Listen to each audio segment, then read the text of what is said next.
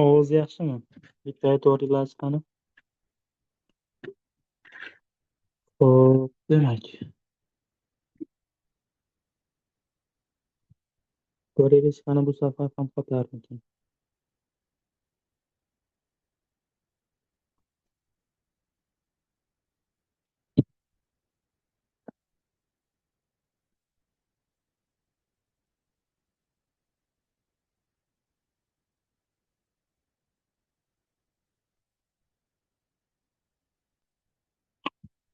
Demak, mavzuni boshidan aytib ketaman. Boya biz kvadrat funksiya mavzusini o'tayotganimizda biroz qotib qolgandi ekranimiz. Demak, kvadrat funksiya hamda teskari funksiya. Endi qaranglar, reja qismida aytdik, kvadrat funksiya, teskari funksiya hamda mavzuga oid misollar ko'ramiz dedik. Endi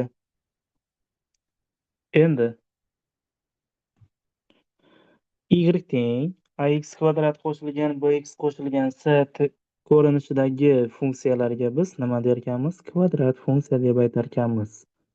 Mana shu ta'rifni aytgandim. Keyin grafigi esa nimadan iborat dedik? Paraboladan iborat dedim.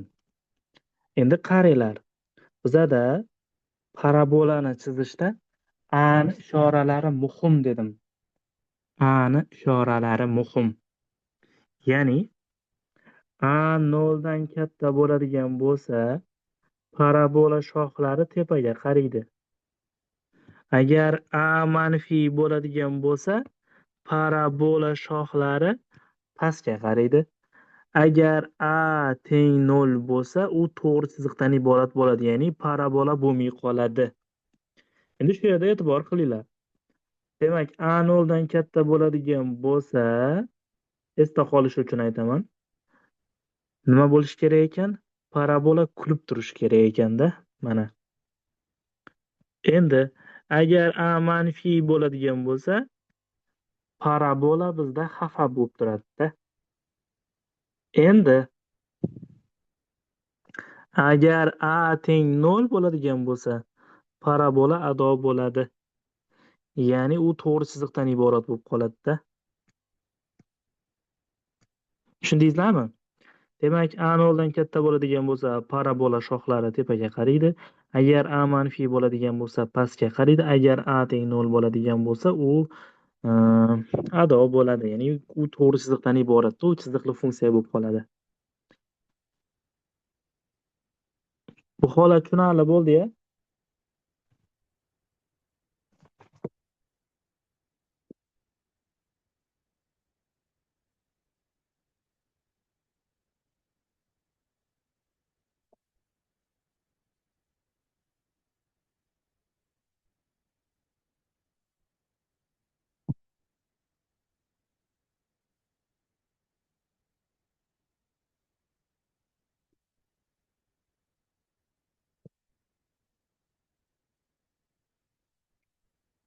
Xo'p, endi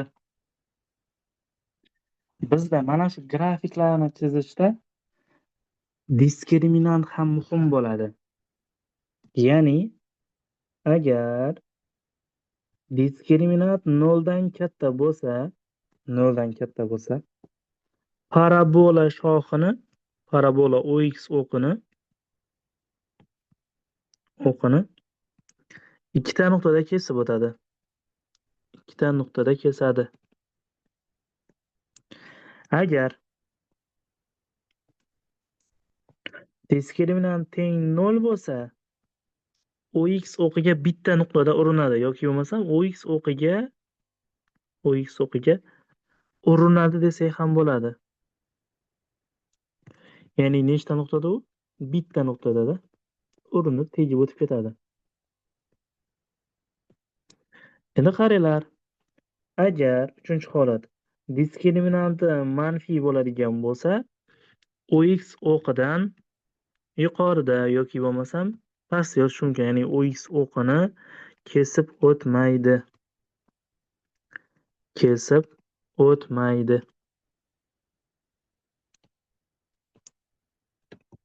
Bularni nimaga aytyapman? Hozir birozdan keyin mana grafiklarni chizish boshlanadi, ya'ni grafiklarni chizib o'rganamiz. Grafik chizishda kerak bo'ladi bularni topish.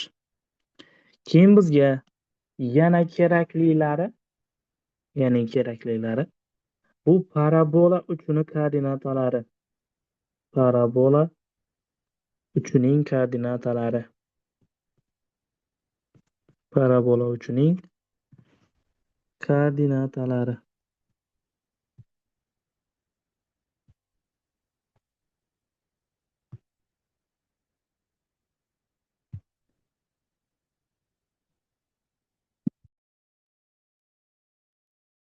Parabola uchining koordinatalari. Bu bizada koordinatalari x0 hamda y0 hisoblanadi. x0 hamda y0. x0 ning formulasi minusda b taqsim 2a bo'ladi. y0 ning formulasi esa 4ta ac minus b ni kvadrati taqsim 4ta a ko'rinishda bo'ladi. Mana shu bizda x0 hamda y0 ni topish formulalari, ya'ni parabola uchlarini toping deydigan bo'lsa, mana shularni qo'llash kerak bo'ladi. Endi u grafikda nimani bildiryapti-da u? Masalan, grafikda biz hozir qayerda topayotganini aytaman. Masalan, a 0 dan katta bo'ladigan bo'lsa, parabola shoxlari tepaga qaraydi. To'g'rimi? Ya'ni mana shunaqangi ko'rinishda o'tadi. Endi shu yerda kesib o'tgan nuqtalari bu diskriminant 0 dan katta bo'lgandagina mana shunaqangi ikkita nuqtadan o'tadi. Ya'ni bu x birinchi ildiz, bu x ikkinchi nuqta. Endi parabola uchi deb mana bu yerdagi nuqtaga aytamiz biz. Mana shu yerdagi nuqta parabola uchi deyiladi. Parabola uchi deyiladi. Ya'ni u x0 hamda y0 hisoblanadi. Endi uchinchi kerak bo'ladiganlari grafik chizganda OX o'qi bilan urinish nuqtalari. OX o'qi bilan kesishish nuqtasi. OX o'qi bilan kesishish nuqtasi. Kesishish nuqtasi. OX o'qi bilan kesishganida bilib qo'yinglar, y har doim 0 bo'ladi. Ya'ni x1 0 qilib topiladi va yana nimada topiladi? x2 0 qilib topiladi. Keyin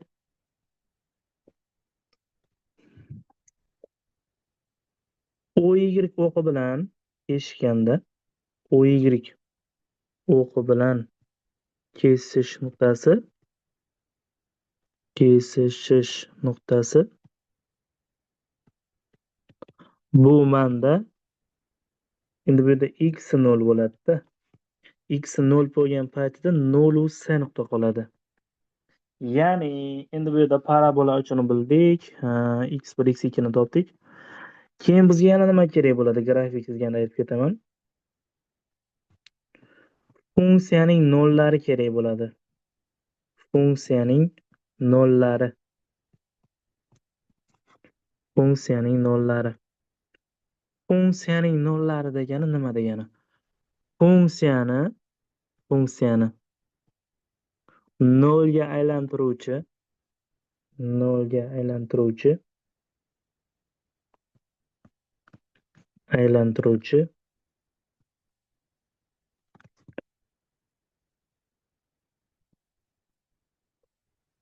nuqtalar. Demak, funksiyani nollari degani nima degan ekan? Funksiyani 0 ga aylantiruvchi nuqtalar kerak bo'ladi bizga. Xo'p, qaranglar. Bitta misolda birinchi misol bo'lsin. Keyin qiymatlar sohasi bilan aniqlanish sohalari bor. Shuni ham aytib ketay. Aniqlanish sohasi bu x ning qabul qiladigan qiymatlarimidir. Aniqlanish sohasi bilasizlarki, x o'q bo'ylab aniqlanardi. X o'q bo'ylab aniqlanadigan bo'lsa, bizda bilasizlarki, grafik x o'q bo'yicha yoyilib ketadi o'zi u. Mana bunaqangi kelib, to'g'rimi? Ya'ni buni oxiri yo'qda. Ya'ni minus cheksizdan plus cheksizga ketadi. Demak, minus cheksizdan plus cheksizgacha. Mana, aniqlanish sohasi shunaqa bo'ladi. Endi qiymatlar sohasi. Qiymatlar sohasi esa bu A ga ham bog'liq endi bu yerda. Agar A 0 dan katta bo'lsa,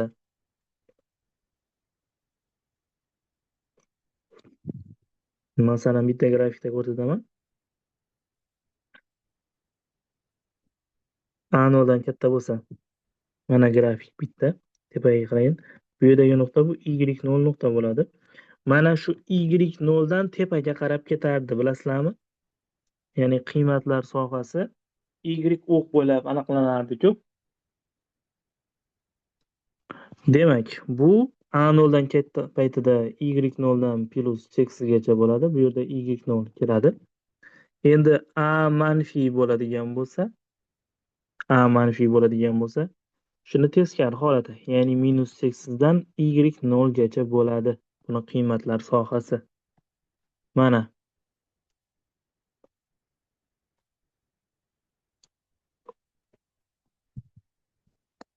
Tushunarli bo'ldi-ya? Bularni yodlaysizlar. Keyin, hop, hozir biz 5-ni aytdik, 6-ni ham aytdik. 7-chi kerakli bo'ladiganini ham aytdik. Endi 8-chisi bor. Bu simmetriya tenglamasi. Masalan, bitta funksiya beradi, simmetriya tenglamasini tuzing deydi. Simmetriya tenglamasi bu x deb belgilaydigan bo'lsam, bu x 0 ga teng bo'ladi. Ya'ni minusda b taqsim 2ta a yoki bo'lmasam bu ham x1 ga x2 ni qo'shib 2 ga bo'lganimga teng. Mana.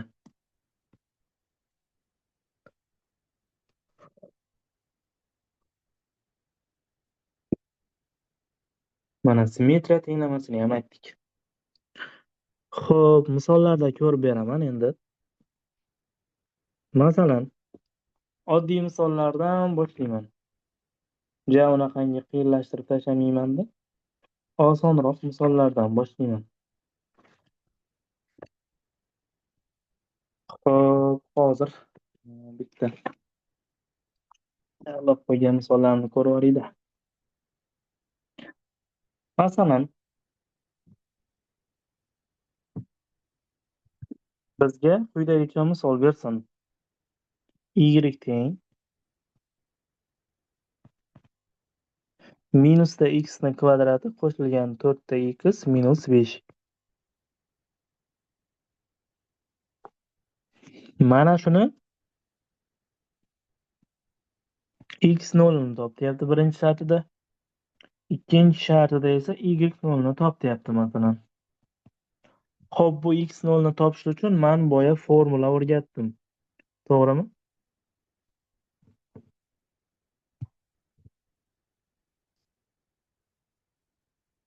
Demak, formula qanaqa edi? Minusda b taqsim 2ta a edi. Ya'ni bu yerda 4 o'zi b bo'lib turibdi. Oldidagi minus bilan minusda 4. Taqsim 2 ko'paytiruv a. A degani minus 1. Demak, 2 ekan. Endi qaranglar. Sizlarga bitta usulni ham o'rgataman. Y0 ni topish uchun agar formula esdan chiqib ketadigan bo'lsa, dastavval x0 ni topib olib, funksiyani o'rniga olib borib qo'yish kerak. O'shanda y0 chiqadi. Demak, mana bu yerda 2 chiqdi-ku. Mana shu 2 ni mana bu yerdagi x larni o'rniga olib borib qo'ysam, y0 chiqadi. Demak, minus 2 ni kvadrati qo'shilgan 4 kara 2 minus 5. Minus 4 qo'shilgan 8 minus 5 teng shunda minusda 1 ga. Demak, menda x0 koordinatasi 2, y0 koordinatasi esa minusda 1. Demak, javob tayyor. Mana. Tushunarli bo'ldimi?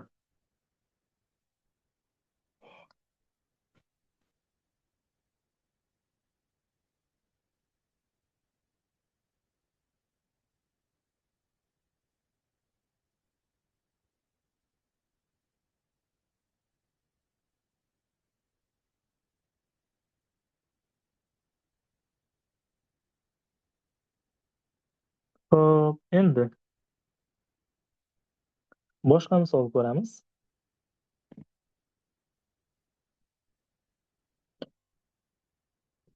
Qaranglar, misolni bizlarga quyidagicha berishi ham mumkin. Masalan, y teng yozadida x kvadrat qo'shilgan 12 ta x qo'shilgan 35 ning mana shu parabola uchining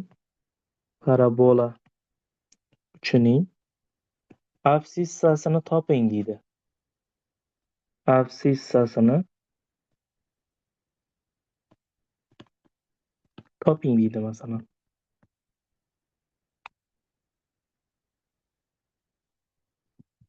Absissa degani bu x0. Demak, x0 ni topadigan bo'lsam, minusda 12 taqsim 2 ko'paytiruv 1. Ya'ni minusda 6 chiqadi. Agar y0 ni toping deydigan bo'lsa,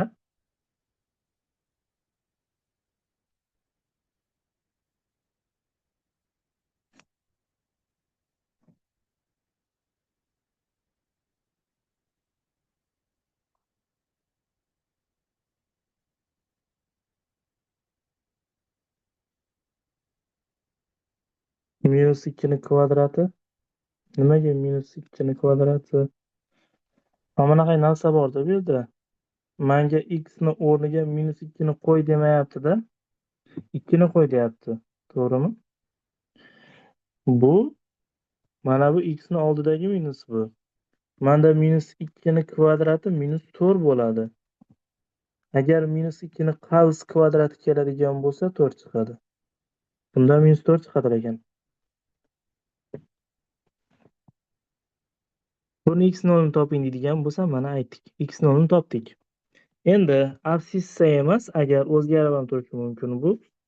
Ordinata deb bersa, ordinatasi desa,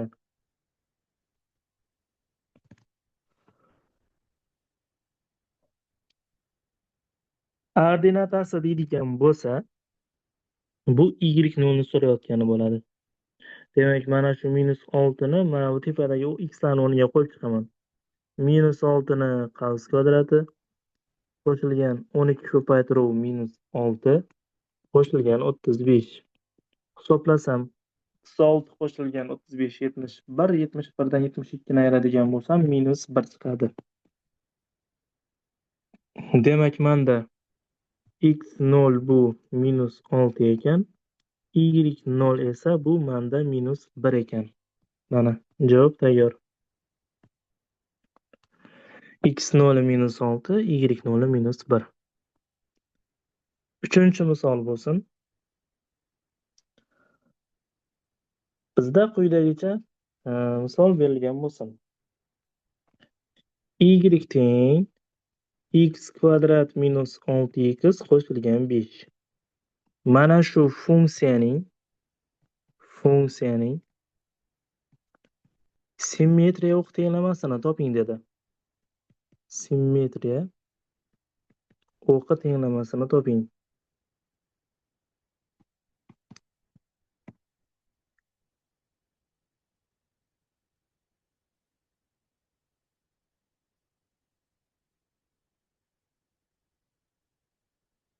Demak, simmetriya o'q tenglamasi bu x x0 ga teng bo'ladi degandik. Ya'ni minusda b taqsim 2 a bo'ladi degan edik.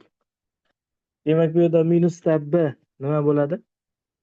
O'zi b bu yerda minus 6, endi u plus 6 bo'lib qoladi-da.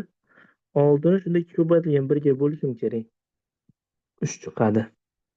Mana. Funksiyani simmetriya o'q tenglamasi x teng 3 bo'lar ekan. Xo'p, endi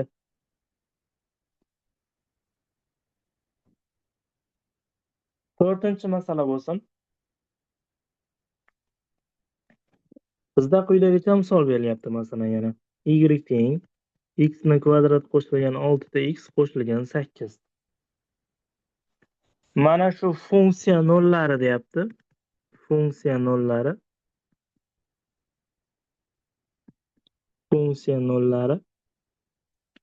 x1 va x2.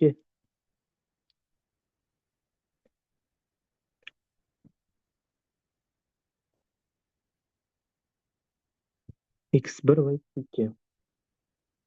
Bizdan esa x1 ga x2 ni qo'shganimni x0 y0 ga qo'shganimga bo'lishim kerak. Demak, tepadan x1 qo'shilgan x2 ni topadigan bo'lsam,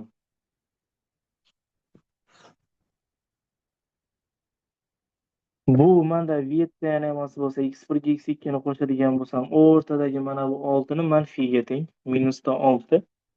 Agar x1 ga x2 ni ko'paytiradigan bo'lsam, bu manda 8 ga tengmi?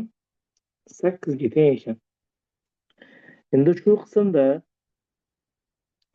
qo'shsam -6, ko'paytirsam 8 chiqadigan sonlar. Bu manda qanaqa sonlar? Topib qo'yaman desalar, shunaqa qilib topib qo'ysalar ham bo'ladi. -2 bilan -6 bo'ladi menimcha. Nimaga mana bu kerak bo'lgani uchun u shart emas. Ikkalasini yig'indisi manda -6.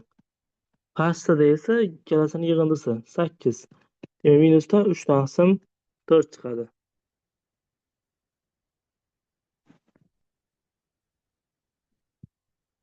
Xo'p, endi bitta funksiyaga grafik chizib ko'ramizda.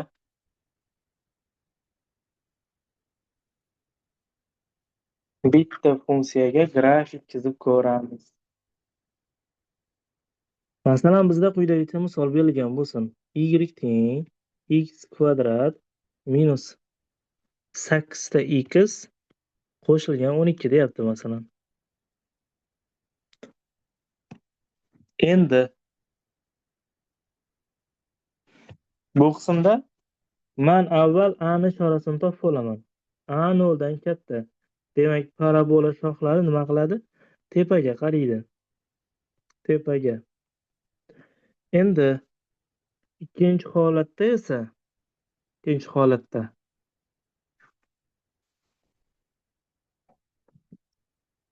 menga OX va OY bilan kesishish nuqtalari kerak. OX va OY bilan kesishish nuqtalari kerak. Kesishish nuqtalari kerak. Nuqtalari kerak.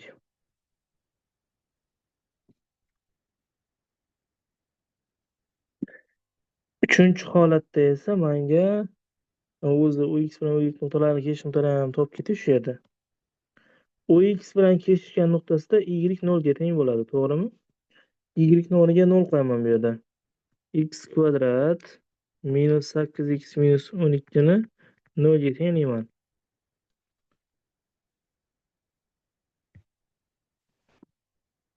X kvadrat qo'shilgan ayrilgan 8x plus 12 ni 0 ga tenglayman.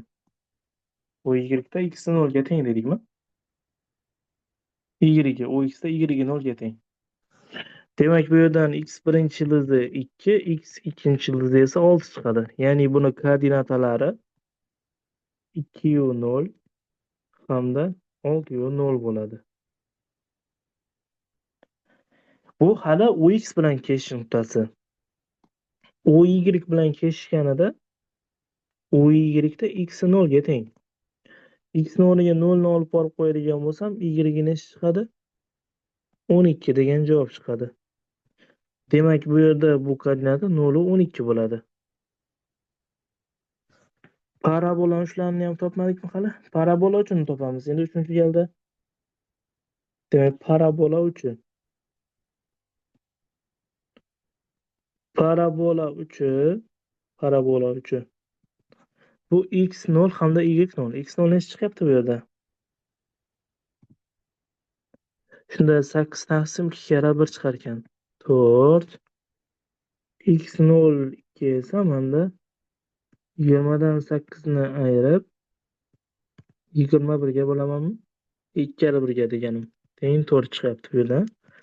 Demak, menda 4 chiqmasligi kerak. Shunda tepada 12, pastida esa 2 karra 1 2. Demak, 6 bilan nechi bo'lar ekan? 4 bilan 6 ekan. Endi menga mana shu tenglamani diskriminanti musbat ekan. Demak, u OX o'qini ikkita nuqtada kesib o'tadi. Grafikni chizmoqchiman endi. OX o'qidagi qaysi nuqta endi u? Mana parabola Shuni kesh bilan topdik-ku. Y bilan topdik. Ox bilan. Xo'p, anoldan katta parabola uchlari 4 u 6 mi? Bu y0. Y0 bu. 4 u 6. Masalan, 4 mana bu yer bo'lsin, 6 mana bu yer bo'lsin-da. Keyin 0 u nechida kesib o'tish kerak? Y o'qini 12 da. 0 u 12 da. Mana shu yerlarda bo'lsin u.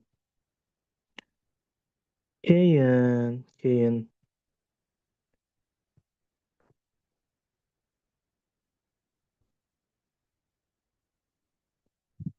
xo'p, bu yerda nuqtalarni belgilaymiz.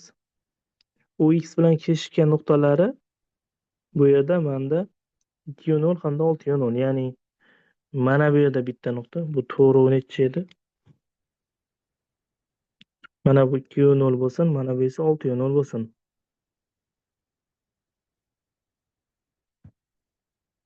2 6 deyapti. 2 6 2 6. Hozir biz to'g'ri 6 ni belgiladik. 2 ga 0, 6 ga 0.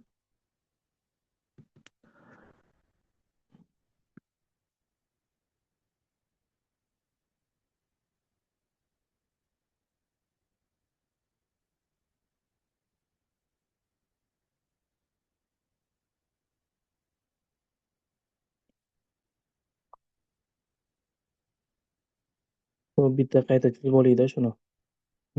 Biroz yanglishib ketdim o'zim ham. Biroz charchagandim shunga negadir. Ovozim ham sekin chiqyapti-ya. Parabola uchini belgilab olaylik. To'g'ri topdikmi o'zi? 8 ni bo'lishim kerak edi 2 ga. Bunda 4 chiqadi. 4 ni qo'ysam, o'rniga 4 ni qo'ysam. Misolni o'ziga 4 ni qo'yib chiqishim kerak. 4 ni kvadrati minus 8 karra 4 qo'shilgan 12 mi? Mana. 4 ni qo'yib chiqadigan bo'lsam, 16 minus 32 qo'shilgan 12 bo'ladi. Bu menda minusda 4 chiqadi. Demak, 4 u minus 4. 4 u minus 4. Demak, 4 u minus 4. Mana bu yerlarda joylashar ekan. Endi tepada parabola uchlari mana bu edi. 2 u 0 hamda 6 u 0. 2 u 0 mana bu yerda, 6 u 0 esa mana bu yerda. Endi shu yerda 0 u necha nuqta bor bu yerda? 0 u boya y o'qi bilan kesishganida 0 ni qo'yganda 12 mana. 0 ni qo'yganda 12 bo'lishi kerak ekan. Mana shu yerlarda bo'lsin. Endi shulardan bitta mana bunaqa qilib o'tkazib oladigan bo'lsam, menda parabolani chizmasi tayyor bo'ladi. Biroz endi o'xshamagan bo'lishi mumkin. Endi u tabiiy hol. Men qo'lda chizyapman, to'g'risi. Xo'p, mana grafigi. Qiymatlar sohasini ham, aniqlanish sohasini ham shu yerda aytsa bo'ladi. Aniqlanish sohasi mana grafik, buni oxiri yo'q mana bu grafikni. Demak, minus cheksizdan plus cheksizgacha bo'ladi. Agar qiymatlar sohasi so'ralsa, mana bu qiymatdan boshlab mana bu tarafga qarab ketadi. Ya'ni minus 4 dan plus cheksizgacha bo'ladi. Tushunarli bo'ldimi grafik chizish?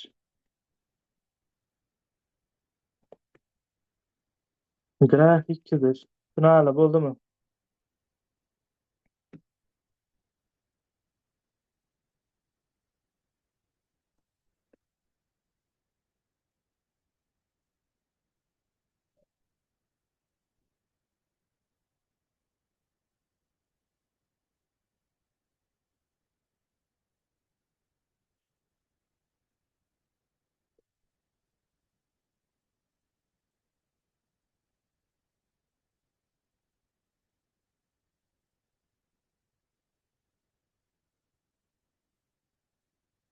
Endi mavzuga oid keyingi misollarni ko'ramiz. Keyingi savolni yozaman shunda.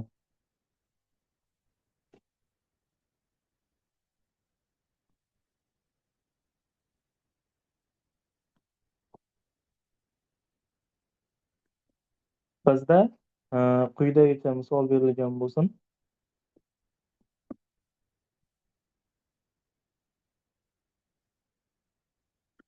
Bu ikkinchi savol bo'lsin-da. Birinchi savolmi? Birinchi savolmidi, xullas.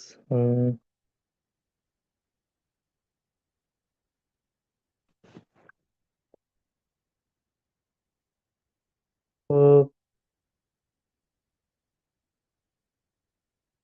3 ta nuqta berilgan bo'lsa-da, 3 ta nuqta.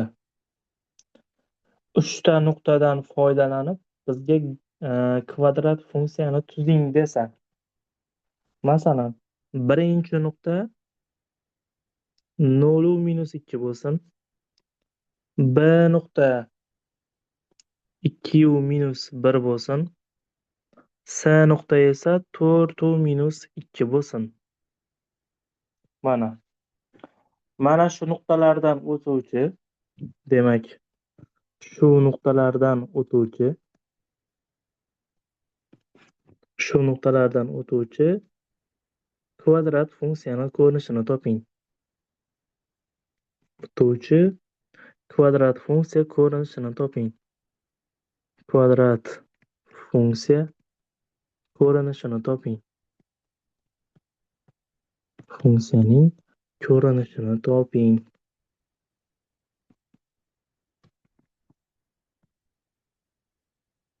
Demak, o'zi kvadrat funksiyani ko'rinishi bizda y teng ax ni kvadrati qo'shilgan bx qo'shilgan c ko'rinishda bo'lardi. Men sistema qilaman. Mana bu x ni bildiradi, mana bu y ni. Uni o'rniga qo'yib chiqsam, -2 teng 0 ko'paytiruv a qo'shilgan b ko'paytiruv 0 qo'shilgan c. 2 - -1 qo'yib chiqaman, ya'ni -1 teng 2 ni kvadrati 4 ta a bo'ladi, qo'shilgan 2 ta b qo'shilgan c bo'ladi. Uchinchi nuqta, mana buni qo'yib chiqsam, -2 teng 4 ni qo'ysam 16 ta a qo'shilgan 4 ni qo'ysam 4 ta b qo'shilgan c.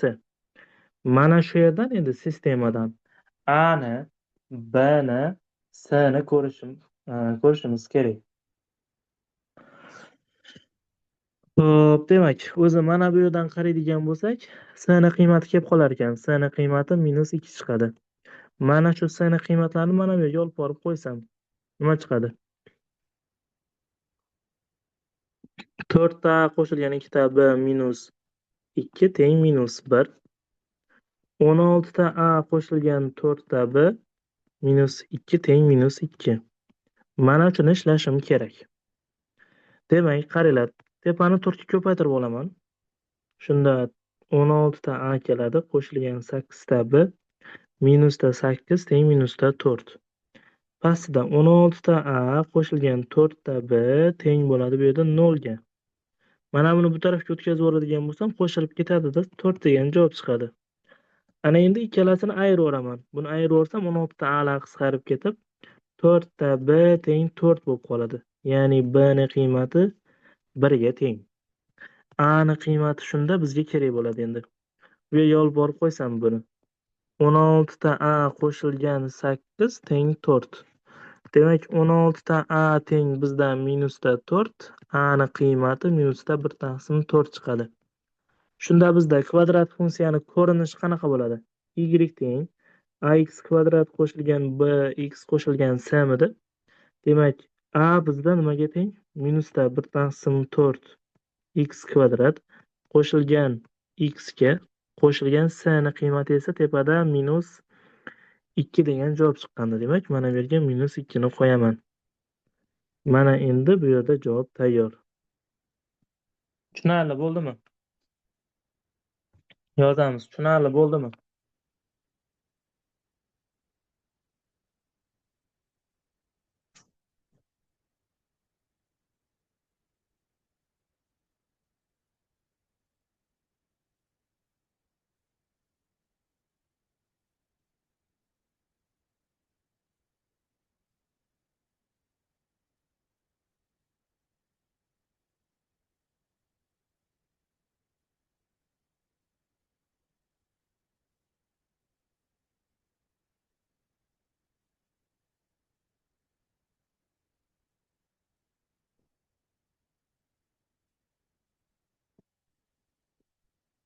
Xo'p, unda keyingi masalaga o'taman.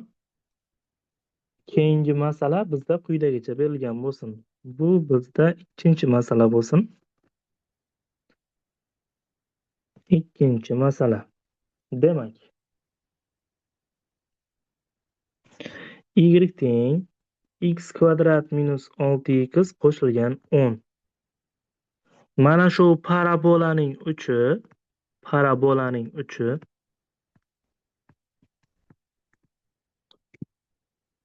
koordinatalar tekisligining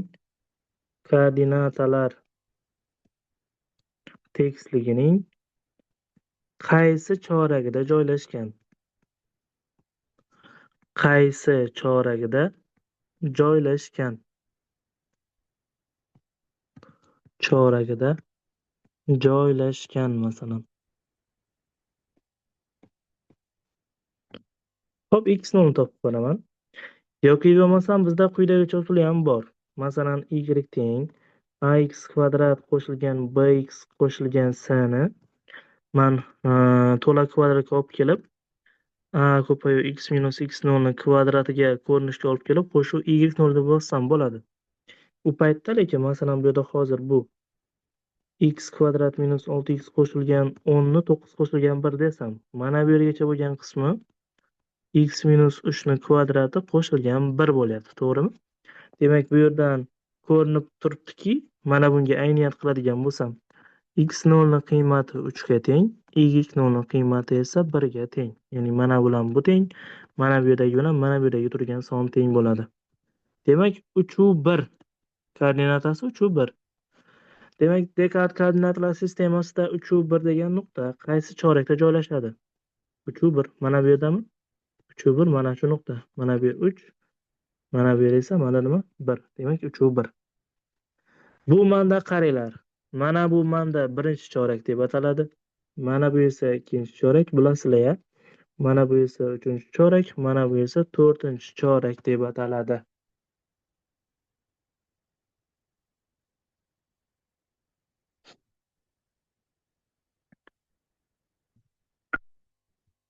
Xo'p, endi uchinchi savolga o'tamiz. Uchinchi savol bizda quyidagicha bo'lsin.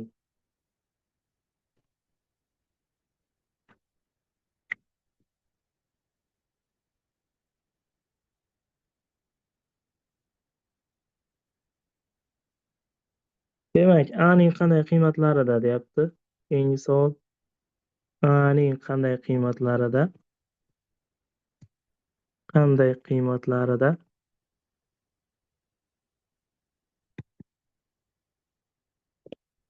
Y teng 9 ta x kvadrat minus 12 ta x qo'shilgan 35 ta a. Mana shu parabola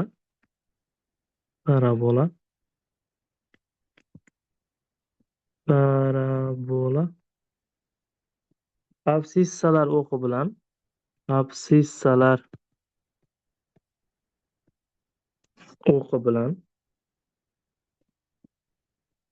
bilan ikkita umumiy nuqtaga ega bo'ladi. Ikkita umumiy nuqtaga ega bo'ladi. Ikkita umumiy nuqtaga ega bo'ladi.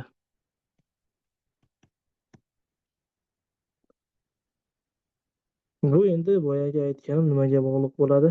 Diskriminantga. Demak, ikkita umumiy nuqtaga ega bo'lishi uchun mana nima bo'lishi kerak edi? Diskriminant 0 dan katta bo'lishi kerak edi.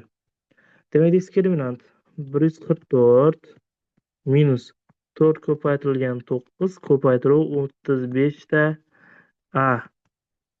Nima bo'lishi kerak bu yerdan? 0 dan katta bo'lishi kerak. Demak, xo'p, 36 ko'paytiruv 35 bo'lib qoladi-da, o'ng tarafga o'tkazsam, ya'ni 4 ko'paytiruv 9 ko'paytiruv 35 ta a kichik 144 dan. Bu yerda bu bilan bu qisqarsa, 36 bilan qisqaradigan bo'lsa 4 8 chiqadimi? 144 ni 36 ga bo'lsam 4 chiqadimi? 4 chiqadi. Ya'ni a kichik bo'lishi kerak ekan. 4 tanasi nimadan? 35 dan. Tushunarli bo'ldimi? X minus 3 deganda x nolni minus 3 deb olmaymizmi? X minus 3 deganda u yerdagi minus x minus 3 deyapti-ku. Uni ham minusi bor-ku. Shuning uchun x nolni 3 deb olasizda.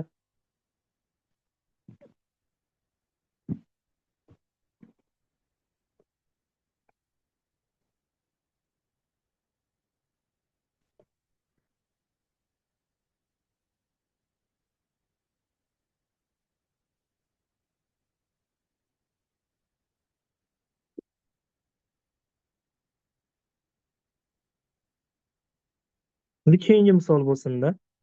4-masala. 4-masala bizda quyidagicha. Y teng x kvadrat qo'shilgan b x qo'shilgan 4 parabola parabola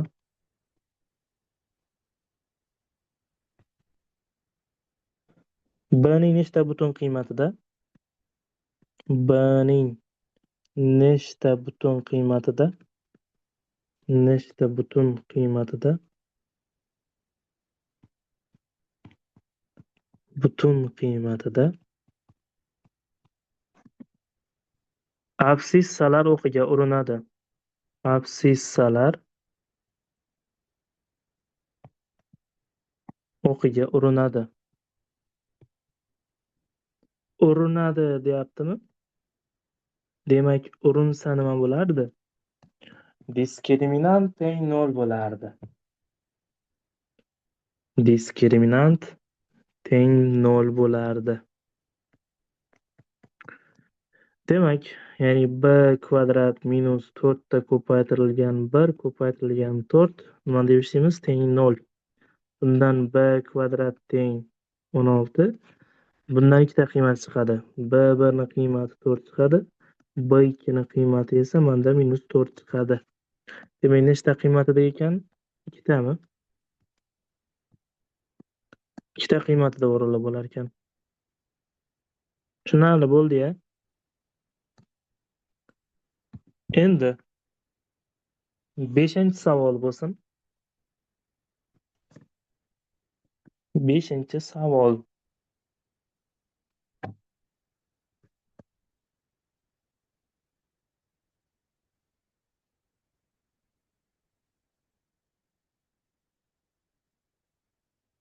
Hop, bunga oid boshqacharoq bitta misollar ko'rishimiz kerak edi.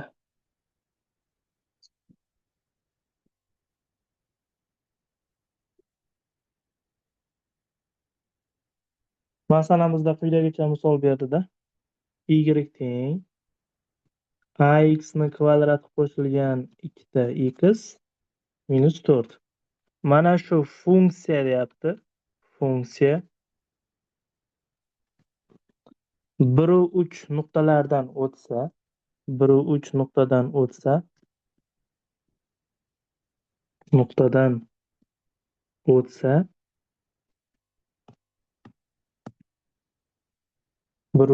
o'tsa, a ni toping deyapti. A ni toping. Xo'p, bu yerda 1-3, 1-3. Mana bu x ni bildirardi, mana bu y ni. To'g'rimi? O'rniga qo'ysam, 3 teng a ko'paytiruv 1 ni kvadrati qo'shilgan 2 karra 1 minus 4. Demak, bunga ko'ra 3 teng a qo'shilgan 2 minus 4 ga. Bu yerdan a ni topib oladigan bo'lsam, buni qiymati nima chiqadi? 5 degan javob chiqadi. Javobimiz tayyor.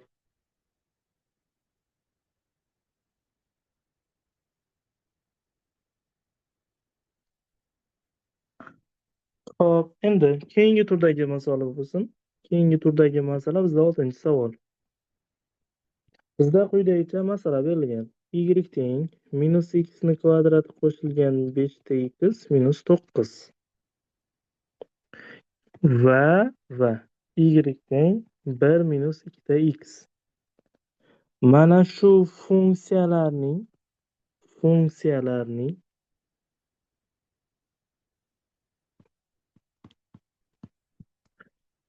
kesishish nuqtasini toping dedi.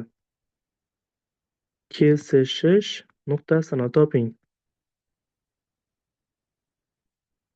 Nuqtasini toping.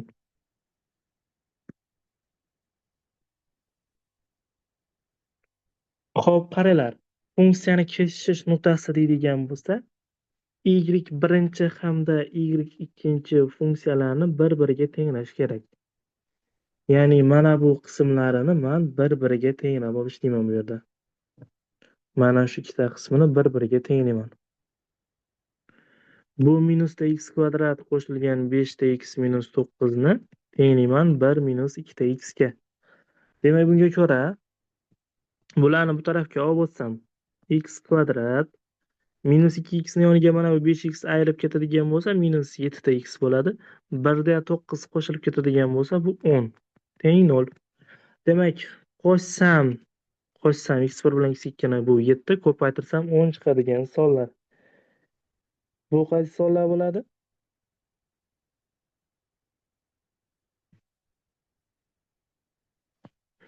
X birinchi nuqta 2 bo'ladi. X ikkinchi nuqta esa menda 5 mi? 2 va 5. Ana endi y1 ni topmoqchi bo'lsam, men x1 ni mana bu tepadagi qiymatga olib borib qo'yib ko'raman mana bu yerga.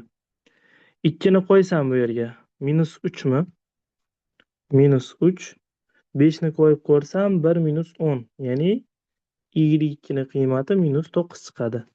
Demak, koordinata qanaqa bo'ladi endi bu yerda? 2u minus 3 bo'ladi. 2u minus 3. Keyin esa 5u minus 9 bo'ladi. Va 5u minus 9 bo'ladi. Mana javobimiz tayyor. Tushunarli bo'ldimi?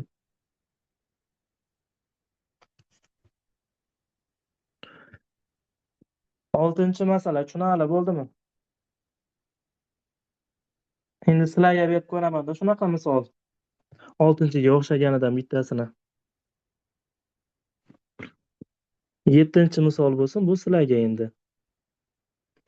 Y teng x kvadrat qo'shilgan x qo'shilgan 1 va y teng 3x qo'shilgan 4. Mana shu funksiyalarni kesishish nuqtalarini toping dedi. Funksiyalarning kesishish nuqtalarini toping. Kesishish nuqtalarini toping. Nuqtalarini toping.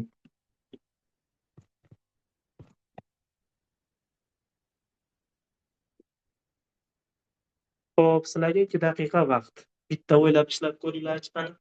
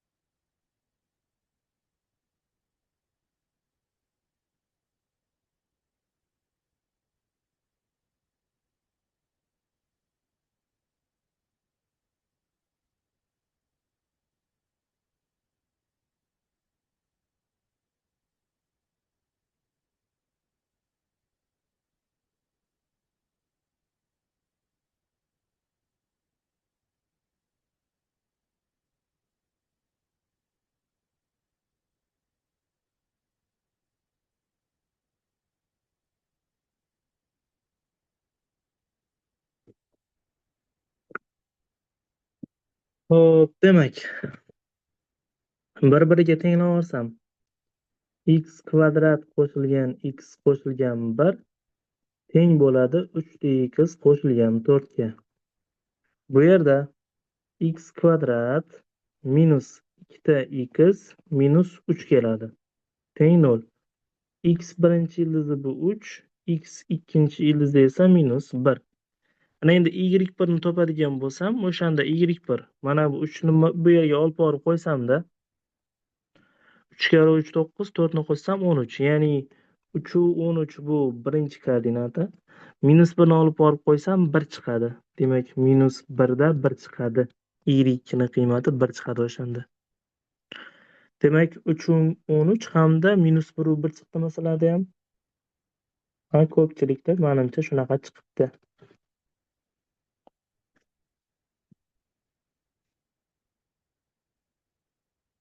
Menimcha tushunarli bo'ldi-ya.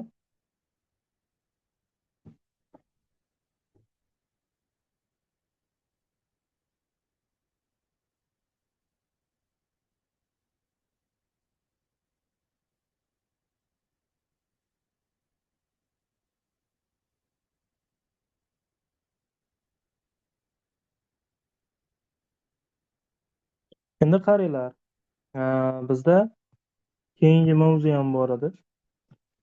Ya'ni mavzuning ikkinchi qismi. O'zi teskari funksiya birinchi tushuntirish kerak edi. Farqi yo'q, mayli. Teskari funksiya endi. Teskari funksiya. Endi teskari funksiya haqida gaplashamiz.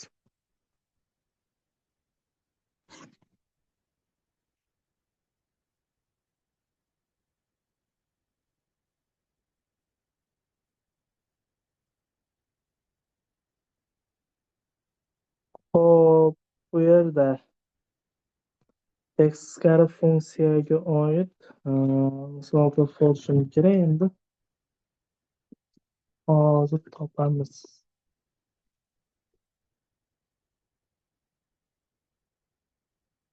Demak, oddiydan boshlayman. Qaranglar, teskari funksiya o'zi ja unaqangi ma'nosiga kirib ketmaymiz. Misolni tushunib olaylik.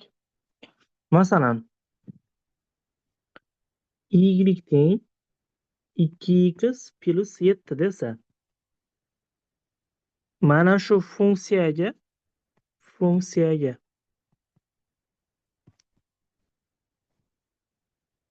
teskari funksiyani toping desa, teskari funksiyani toping dedi. Xo'p, bu yerda nima qilamiz? Qaranglar. Mana shu yerda x bilan y ni o'rnini almashtirib olamiz. Ya'ni x teng bo'ladi endi 2 y qo'shilgan 7 ga. Mana shu yerda qaytadan mana bu y ni topsam, mana bu tepadagi funksiyaga teskari funksiya topgan bo'laman. Demak, bu yerda 2 y teng bo'ladi x minus 7 ga. Demak, bu yerda nima kelib chiqadi? Y ni qiymati x minus 7 taqsim 2 ga tengligi kelib chiqadi. Mana teskari funksiyasi tayyor. Juda ham oddiy. Endi sizlarga misolda ikkinchi misol bo'lsin. Y teng 8 x minus 6. Shu funksiyaga teskari funksiya toping. Shu funksiyaga teskari funksiyani toping. Ishlab ko'ringlar chiqani. Teskari funksiya toping.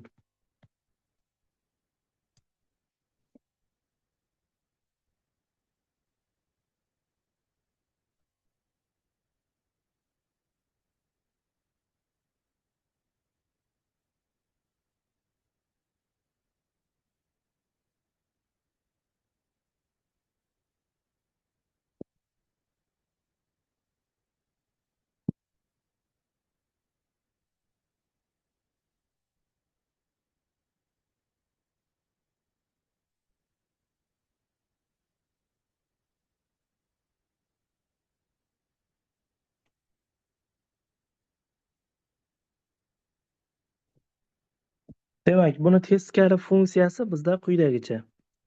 X bilan y ni almashtiraman. X teng 8 ta y minus 6.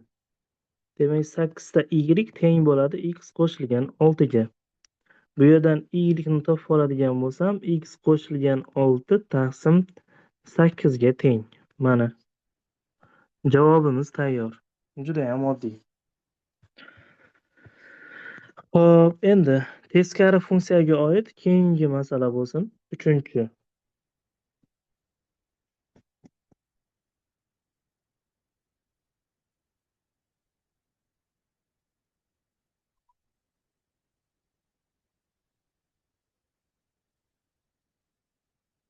Bizda endi quyidagicha masala berilyapti.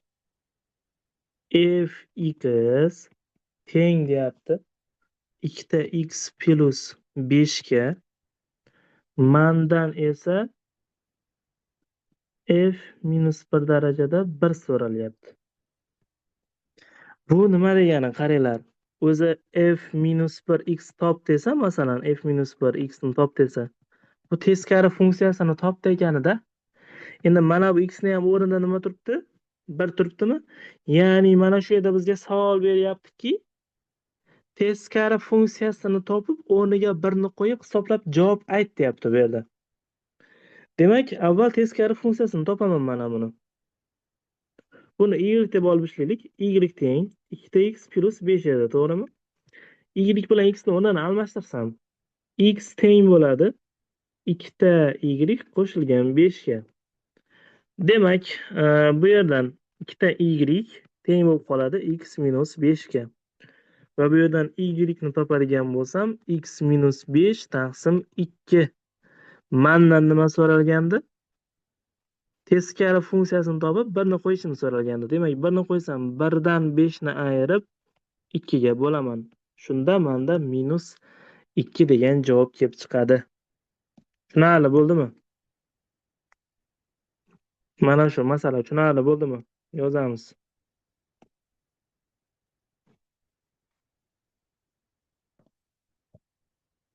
Agar tushunarli bo'lgan bo'lsa, sizlarga misol berib ko'rmoqchiman. Xo'p, sizlarga misol endi. 4-misolga kelganmidik, teskari funksiyaga oid. Fx 7 minus 3x deyapti. Yoki bo'lmasam y deb ishlaylar, farqi yo'q. Bizdan mana shuni teskari funksiyasini topib, minus 2 ni o'rniga qo'yib, x ni o'rniga qo'yib hisoblab ber deyapti.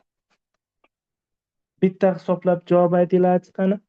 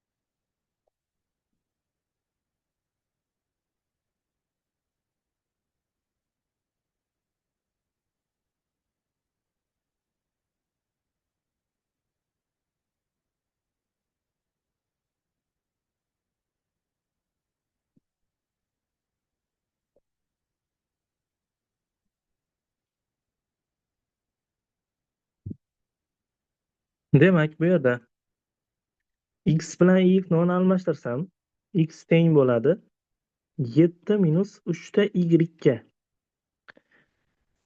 Xo'p, bu yerdan 3 ta y ni topib oladigan bo'lsam, 7 minus x bo'lib qoladi.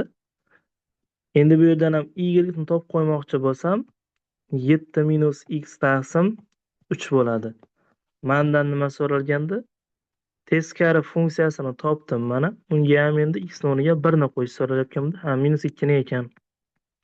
Minus 2 ni qo'ysam, 7 minus 2 taqsim 3. Tepada 9 taqsim 3. 9 ni 3 ga bo'lib yuboradigan bo'lsam, 3 degan javob kelib chiqadi. Mana. Tushunarli bo'ldi-ya?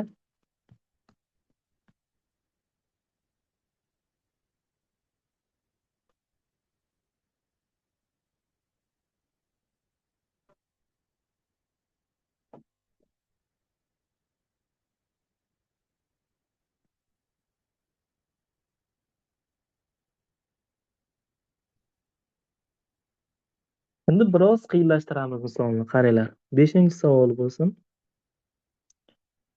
Y teng x plus 3 taqsim x plus 1. Mana shu funksiyaga teskari funksiya top deyapti. Y minus 1 ni top deyapti. Xo'p, bu yerda nima qilamiz? Bu tarafga ko'paytirib yuboraman hammasini. Shunda y ko'paytirilgan x plus 1 teng bo'lyapti x plus 3 ga. Xo'p, qavsani ochib chiqsam, yx qo'shilgan y teng bo'ladi x plus 3 ga. Bu yerda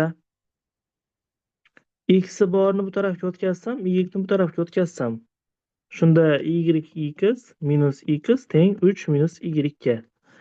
Bu yerdan esa x ni chiqarib yuborsam y minus 1 bo'ladi. Bu tarafda esa 3 minus y. Shu yerdan x ni topsam 3 ta minus y taqsim y minus 1 keladi. Endi shu yerni o'zida x bilan y ni o'rnini almashtirib qo'ying, ya'ni oxirida dastavval men hozir x ni topib oldimda, keyin x bilan y ni o'rnini almashtirmoqchiman. Unda ham bo'ladi. Shunda y nimaga teng bo'ladi? 3 minus x taqsim x minus 1 ga. Mana teskari funksiyasi tayyor. Tushunarli bo'ldimi?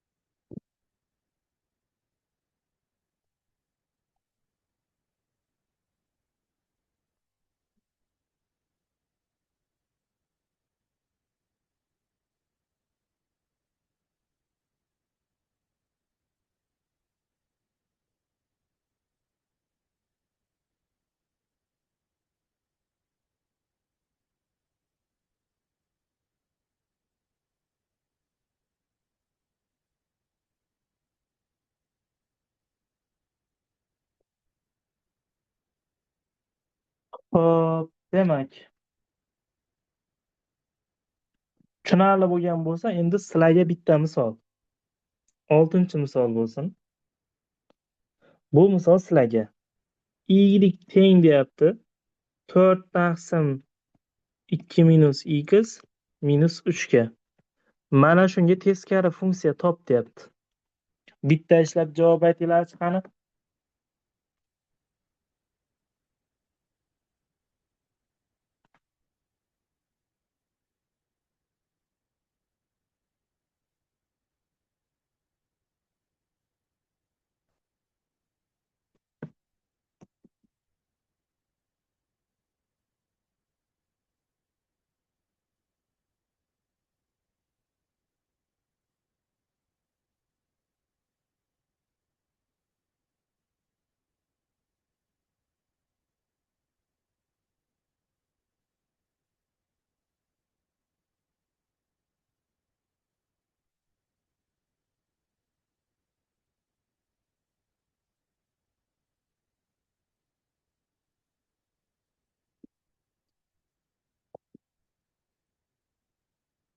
Xo'p, shuni bitta ishlab ko'ringlarchi endi.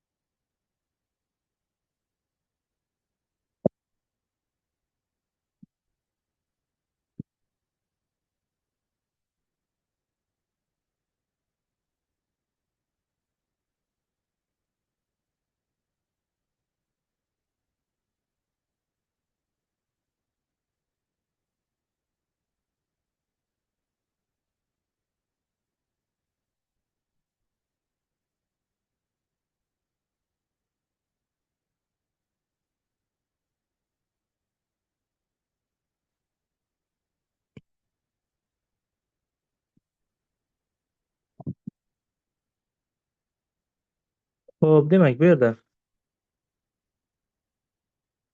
-3 ni bu tarafga o'tkazib yuboraman. Shunda y qo'shuv 3 teng bo'lib qoladi 4 taqsim 2 minus x ga. Endi mana shu qismda mana buni ikkovini o'rnini almashtirib yuborsam, 2 minus x teng bo'lib qoladi 4 taqsim y qo'shilgan 3 ga. To'g'rimi?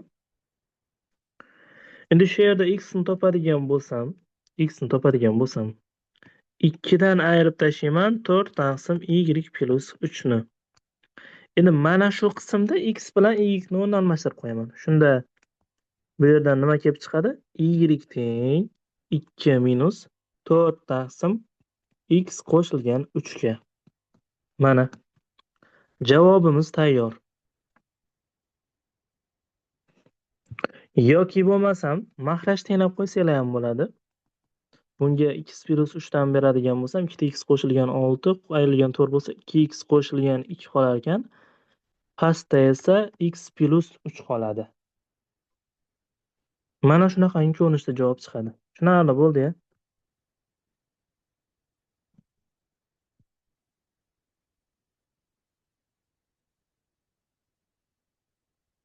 Xo'p, endi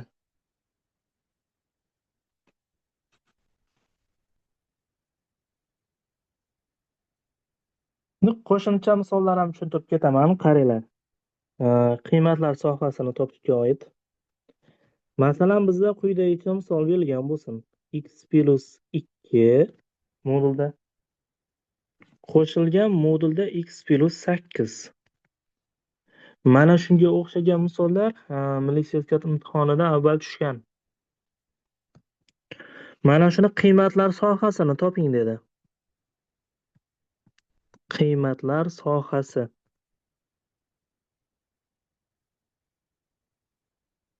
Buni qiymatlar sohasi, qaranglar. Ikkitadan bittasini 0 ga tenglaysizlar, farq yo'q. Masalan, x plus 2 ni 0 ga tenglasam, x teng minus 2 mi? Mana shu minus 2 ni o'rniga qo'yib yuboraman. Shunda y minus 2 ni hisoblasam, minus 2 qo'shilgan 2 qo'shilgan minus 2 qo'shilgan 8 chiqadi. Mana bu yeri 0, mana bu yeri esa 6. Ya'ni 6 deysizlarda, 6 deysizlarda. Mana shu 6 dan plus cheksizgacha deb javob yozib qo'yasizlar. Mana shu qiymatlar sohasi bo'ladi. Bu ikkitalik holatida shunaqa. Uni uchtalik holati ham keladi. Masalan, bu 8-misoli bo'lsin. Y teng modulda x qo'shilgan modulda x minus 2 qo'shilgan modulda x minus 1 desin. Mana shu funksiyaning qiymatlar sohasini toping desa. Qiymatlar sohasi. Buni qiymatlar sohasi qanaqa qilib topiladi? Mana shu uchtasidan hammasini 0 ga tenglab chiqasizlarda, tenglab ishlagandek. Birinchisini yechimi 0, to'g'rimi? Ikkinchisini yechimi mana buni 0 ga tenglab olsam 2, uchinchisini yechimi esa 1. Mana shuni koordinata o'qiga tashlaysizlar. Koordinata o'qiga tashlaysizlar. Bu yerda 0, 1, 2 navbat bilan yozib chiqqan vaziyatda o'rtada qolib ketgani bo'ladi-ku. Mana bu 1mi hozir bu yerda? Mana shu 1 ni olib borib qo'yasizlar. Demak, y teng 1 qo'shilgan. 1 dan 2 ni ayrsam moduli qo'shilgan 1 dan 1 ni ayirib, uni ham moduli. Demak, bundan 1 chiqadi, qo'shilgan yana 1, demak 2. Javob shunda 2 dan plus cheksizgacha bo'ladi. Agar modullar soni juft bo'ladigan bo'lsa, masalan, yana 4 taligidan ko'raylik. X plus 2 modulda x plus 3 modulda yana qo'shilgan x plus 6 qo'shilgan modulda x deyapti masalan. Endi bularni koordinatalariga yechimlarni joylab chiqadigan bo'lsam, 0 yo'q 0 emas. -6, -3, -2 hamda 0 bo'ladi. Endi bu yerda qaranglar. O'rtada qolib ketganini ikkitasidan bittasini olasizlar, farqi yo'q. Masalan, minus 3 ni olib borib qo'ysanglar ham, minus 2 ni olib borib qo'ysanglar ham bir xil javob chiqadi-da. Hozir men qiymatlar sohani topish uchun masalan minus 2 ni olib borib qo'yaman. Modulda minus 2 qo'shilgan 2 qo'shilgan minus 2 qo'shilgan 3 qo'shilgan minus 2 qo'shilgan 6 qo'shilgan minus 2 ni moduli teng bo'ladi bu yerda 0 qo'shilgan 1 qo'shilgan 4 qo'shilgan 2 ga. Ya'ni 7 chiqadimi? Shunda qiymatlar sohasi 7 dan plus cheksizgacha bo'ladi. Mana javobi tayyor.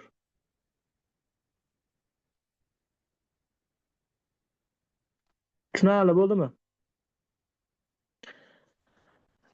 Demak, modullar soni toq bo'lib qolib ketadigan bo'lsa, o'rtada qolib ketgan yechimni olib borib qo'yish kerak edi. Shundan plus cheksizgacha deb yozish kerak bo'ladi. Tushunarli bo'ldi-ya? Endi shunga o'xshaganidan yana bittasi. Bizga fx berilmoqda. Tepada modulda x minus 2, pastida esa x minus 2 qo'shilgan 2 deyapti. Mana shu funksiyaning qiymatlar sohasini so'radi masalan. Funksiyaning qiymatlar sohasi. Qiymatlar sohasi so'ralyapti.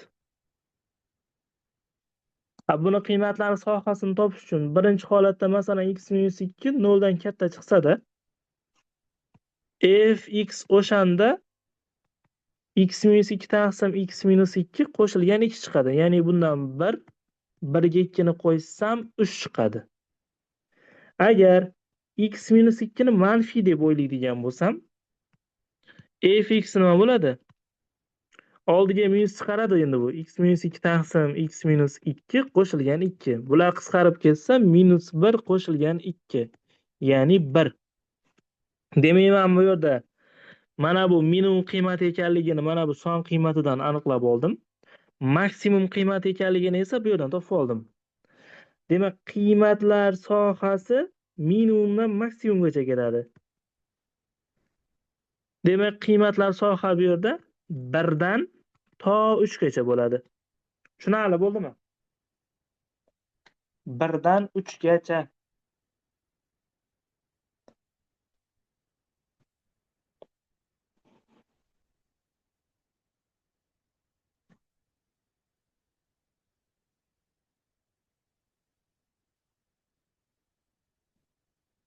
Endi sizlarga bitta misolda qiymatlar sohasini javobini aytasizlar menga.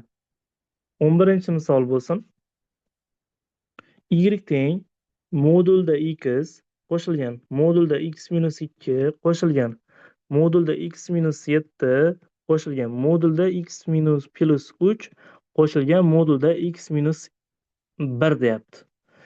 Mana shu funksiyaning qiymatlar sohasini toping dedi. Qiymatlar sohasi. Bitta javob aytib ko'ringlar chiqani. Bitta tushunganlaringizni bilib oling chiqani.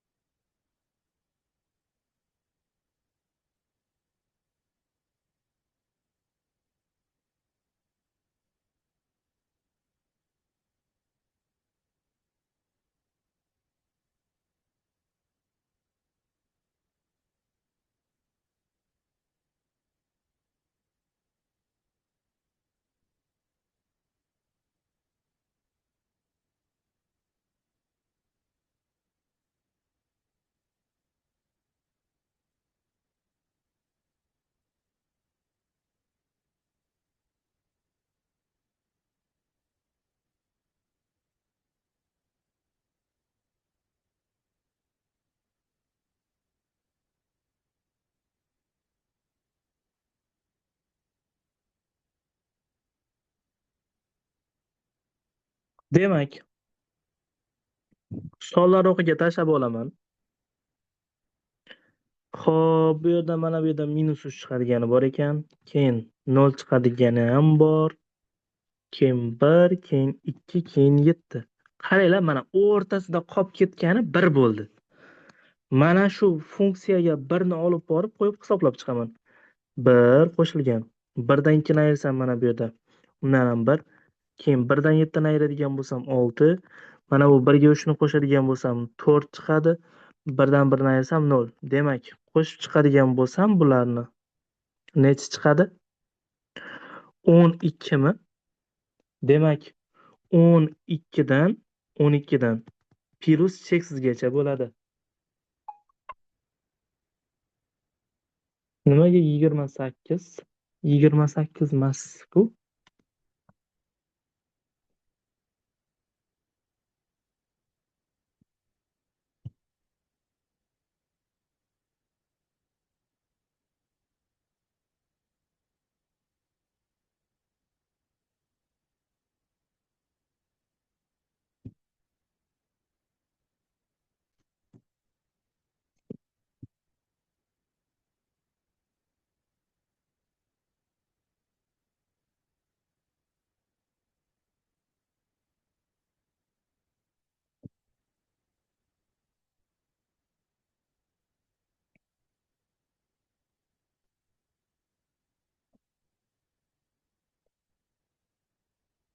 Endi qaranglar, bizda quyidagicha misollar ham kelishi mumkin.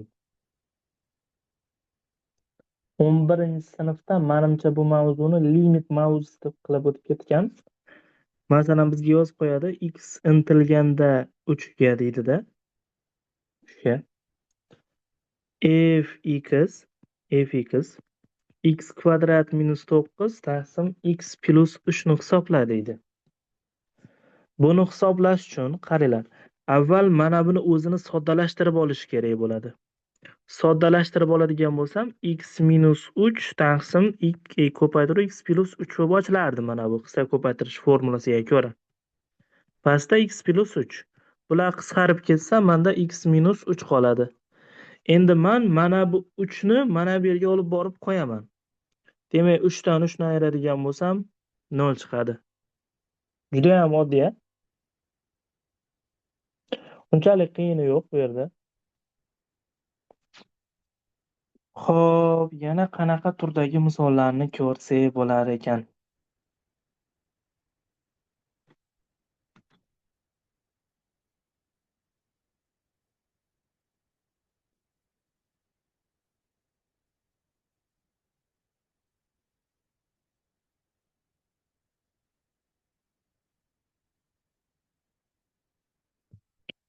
Agar qaranglar, bitta qoidani o'rgatib ketaman, keyin sizlarga misollarda uchrashi mumkin. Bu 13-qoida bo'lsin.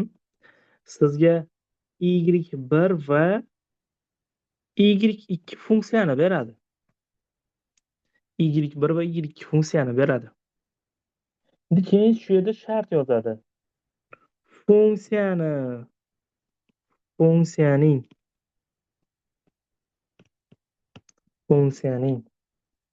grafiklari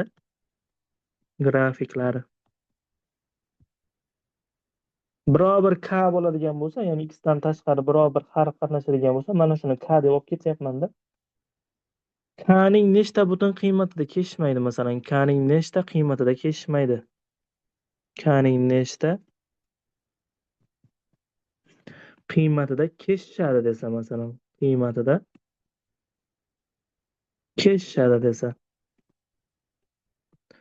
Bu yerda y1 bilan y2 ni tenglab olasizlarda, buni tenglama qilib ishlayotganda kesishadi deydigan shart bo'ladigan bo'lsa, diskriminantni 0 dan katta qilib ishlaysizlar. Keyin ya'ni kesishadi desa nima dedik? y1 bilan bu yerni chiqarib olish kerak endi. Hozir orqaga qaytib olaman. Bunda nima